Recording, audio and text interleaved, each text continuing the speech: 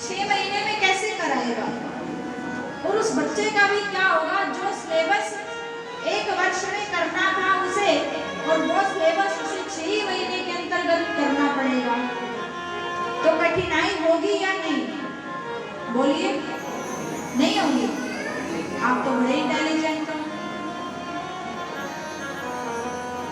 यदि आप अपनी स्टडी को कंटिन्यू नहीं रखते, अपनी कोचिंग पर बच्चों को लगातार नहीं भेजते, आपके बच्चे 1 दिन जा रहे हैं, 4 दिन नहीं जा रहे, 2 दिन जा रहे हैं, 2 हफ्ते छुट्टी कर रहे हैं, तो वो बच्चे फिर अव्वल नहीं आ सकते। ठीक इसी प्रकार आपने 1 दिन सत्संग कर लिया, 1 दिन पाठ पूजा कर ली, मंदिर गए, भगवान की आरती घुमा दी, और फिर 10 वर्षों तक कभी मंदिर ही नहीं गए, तो फिर आपके मन में जो संशय है, आपके मन में जो भ्रम है, आपके मन में जो संकल्प विकल्प चल रहे हैं, वो कैसे दूर होंगे? तब होइए सब संशय भंगा, जब बहुकाल करो सत्संगा। मैं नहीं कह रही, ऐसा बड़े बड़े संतों ने, महंतों ने, कथावाचकों ने कहा है। बहुकाल मतलब लंबा समय। और अक्सर आज के समय में जो भी मिलता है यही प्रश्न करता है, क्या करें भजन में मन नहीं लगता, क्या करें समय नहीं मिलता, समय मिल भी जाता है, बैठ भी जाते हैं तो मन नहीं लगता, कभी नींद आने लगती है तो कभी घर का काम याद आने लगता है। राधे श्याम कहो, राधे श्याम कहो, पूरे पूरे हाथ उठाइए आप सभी। राधे श्याम कहो, राधे श्याम कहो। अक्सर आप में से किसी का प्रश्न भी हो सकता है, ये इतने समय हो गया भजन करते करते, 10 वर्ष हो गए, 8 वर्ष हो गए, 15 वर्ष हो गए, यहाँ तो उम्र ही निकले जा रही है, तब भी सत्संग का कुछ प्रभाव नहीं दिखाई देता, मन में वो शांति नहीं है। मन जैसा शांत होना चाहिए वैसी शांति का अनुभव नहीं हो पा रहा, क्या करें? कुछ लोग तो यदि मन ना लगे तो उठ जाते हैं, जब मन ही नहीं लग रहा माला करने में, सिमरन करने में, तो करके क्या करना है? वो 4-5 जो मन के घुमा रहे थे वो भी छोड़ देते हैं। मन तो नहीं लग रहा, जब मन ही नहीं लग रहा तो करना क्या है, फिर इसे भी छोड़ दो। ऐसा ही एक प्रश्न एक शिष्य ने अपने गुरु से किया। गुरुदेव अपने विद्यार्थियों को विद्यालय में शिक्षा प्रदान करते थे, शिक्षा देते थे अनेक विद्यार्थियों को।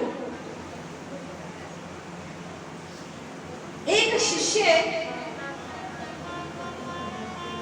जो काफी समय से सत्संग में आ रहा था, गुरु की शरणागति में था,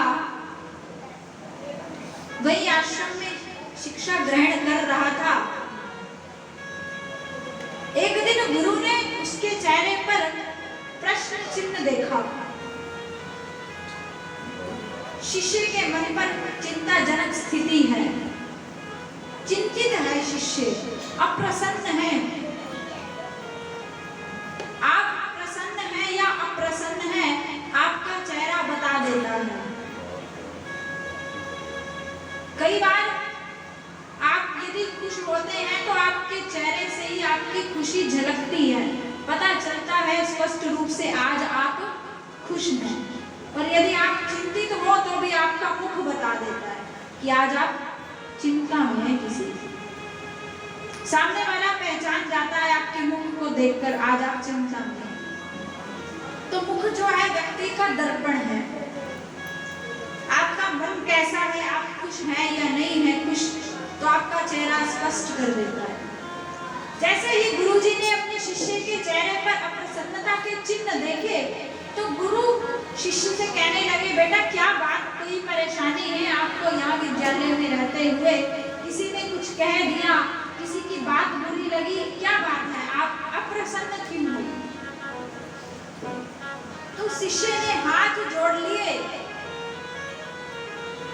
चरणों में मस्तक रख दिया और कहने लगा, गुरुदेव मैंने इतना समय लगा दिया आपके आश्रम में, यहाँ आपकी शरणागति में अध्ययन कर रहा हूँ, शिक्षा ग्रहण कर रहा हूँ, लेकिन जो शांति मन में होनी चाहिए, जो मन संकल्प विकल्पों से रहित होना चाहिए गुरुदेव, वैसी शांति का अनुभव नहीं हुआ। मैं यदि भजन करता हूँ तो मेरा मन नहीं टिकता। मन सोचता है घर पर ये कार्य हो रहा होगा, घर पर माता पिता कैसी स्थिति में होंगे, घर पर बच्चे कैसे गुजारा कर रहे होंगे।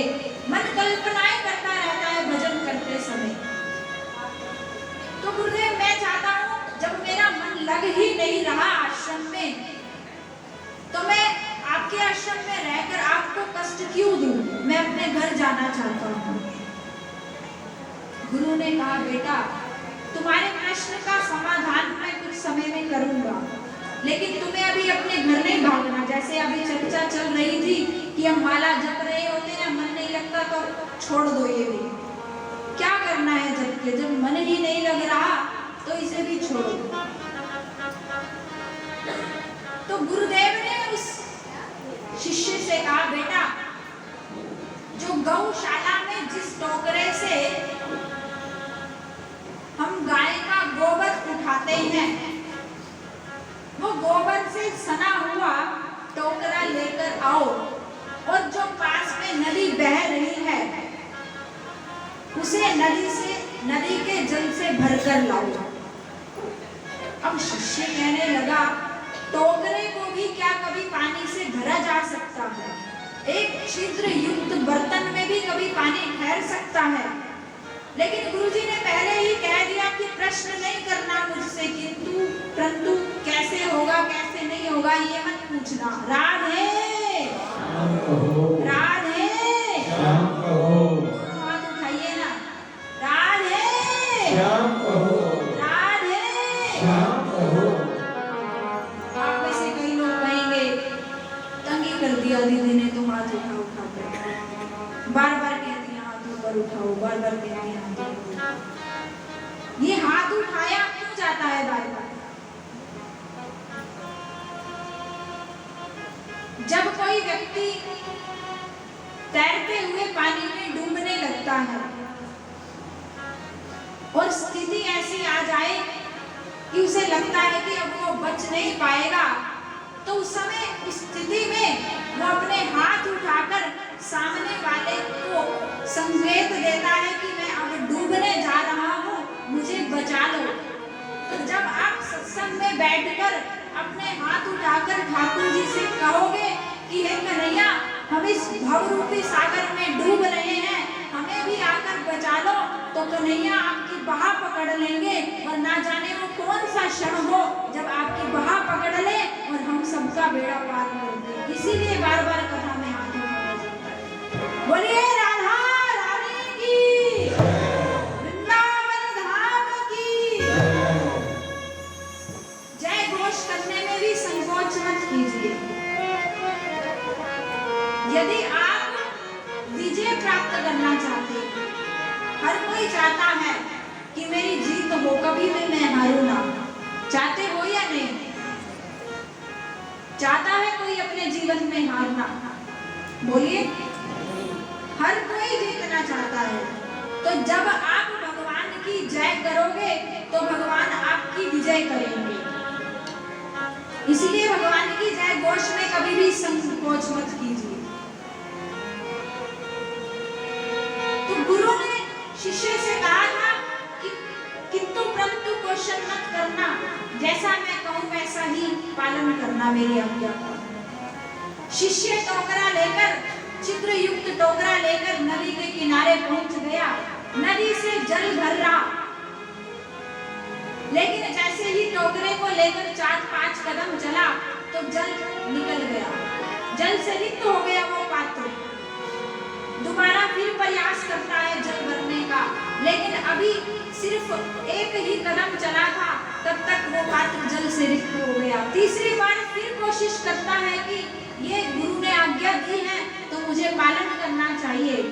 तीसरी बार, चौथी बार, पांचवी बार, लेकिन जब तक टोकरा उसके हाथ में आता, उसी समय ही, उसी क्षण ही वो टोकरा जल से रिक्त हो जाता। अनेकों बार उसने टोकरे में जल भरने का प्रयास कर लिया, लेकिन वो टोकरे में जल नहीं भर पाया। सुबह से शाम हो गई उसे टोकरे को जल से भरते भरते, लेकिन उसका प्रयास असफल रहा। अंत में गुरुजी के चरणों में पहुंच गया और कहने लगा, गुरुदेव मुझे माफ कीजिएगा, मैं आपकी आज्ञा का पालन नहीं कर पाया, मैं आपकी आज्ञा को पालने में असमर्थ हूँ। रोने लगा, गुरुदेव आपने मुझे आज्ञा की और देखिए मैं कैसा नालायक हूँ कि आपकी आज्ञा को भी नहीं पूर्ण कर सका मैं। गुरुदेव ने कहा, बेटा घबराओ नहीं, कोई बात नहीं, यदि टोकरा नहीं भरा तो क्या हो गया, इसमें कौन सी बड़ी बात हो गई। कहने लगे, बेटा तुम्हें टोकरे की कुछ स्थिति में परिवर्तन नजर आया, तुम माना कि जल पूरा नहीं भर पाए इस टोकरे में, तो क्या तुम्हें इस टोकरे की स्थिति में कुछ परिवर्तन दिखा है। कहने लगा, जी गुरुदेव, जो टोकरा पूर्ण रूप से गोबर से सना हुआ था, अब वो धीरे धीरे गोबर से खाली हो गया है, साफ हो गया है। बार बार जब मैंने उसे जल में डुबोया, जब बार बार मैंने उसमें जल भरने का प्रयास किया, तो वो टोकरे के कुछ कुछ पार्ट, कुछ कुछ अंश दिखाई देने लगे हैं गुरुदेव। तब गुरुजी ने कहा, बेटा जैसे बार बार जल में डुबोने से इस टोकरे के कुछ अंश तुम्हें दिखाई देने लगे हैं, ठीक इसी प्रकार अपने मन को जब तुम बार बार सत्संग में डुबोते रहोगे तो एक दिन ऐसा भी आएगा कि तुम्हारा मन सत्संग से ही भर जाएगा, विषय विकारों से खाली हो जाएगा। हरि लाल की जय।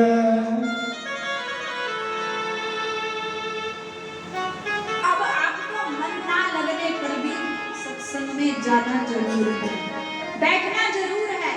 आप किसी से भी दीक्षित हो, कोई भी पंथ हो, कोई भी ग्रंथ हो, आपका कोई भी संत हो, मैं ये नहीं कह रही कि आप ठाकुर जी का ही स्मरण करें या राधा रानी को ही स्मरण करें या साईं बाबा का ही स्मरण करें। जहाँ से भी आपने अपने जीवन में गुरु धारण किया है, कोई भी पंथ है आपका, आप शंकर जी को माने, राम जी को माने, राधा रानी को माने, साईं बाबा को माने, राधा स्वामी को माने, किसी को भी माने, लेकिन आपको अपने जीवन में सिमरन करना कभी भी नहीं छोड़ना, सत्संग करना कभी भी नहीं छोड़ना। और जो आप जितना समय आपके गुरु ने आपको निश्चित किया है कि आपको इतना समय सिमरन करना है, सेवा करनी है, तो आपको उतना समय करना है। और आप यदि कहें कि हमारे गुरु ने कुछ नहीं बताया हमें कितना समय बैठना है, तो मैंने ऐसा संतों से श्रवण किया है, व्यक्ति को अपने तन, मन और धन का 10वां हिस्सा, दशांश दान करना चाहिए। यानी तन से आप सेवा करें, मन से स्मरण करें और धन को सेवा के कार्यों में लगाएं। ये अपने जीवन में आप गांठ बांध लें। और जब आप इन तथ्यों को, इन संकेतों को सुनकर अपने जीवन में धीरे धीरे उतारने लगोगे, तो आपके जीवन में जरूर प्रकाश होगा। आपको स्वयं अनुभव होगा कि हम आगे की ओर बढ़ रहे हैं, आगे जा रहे हैं।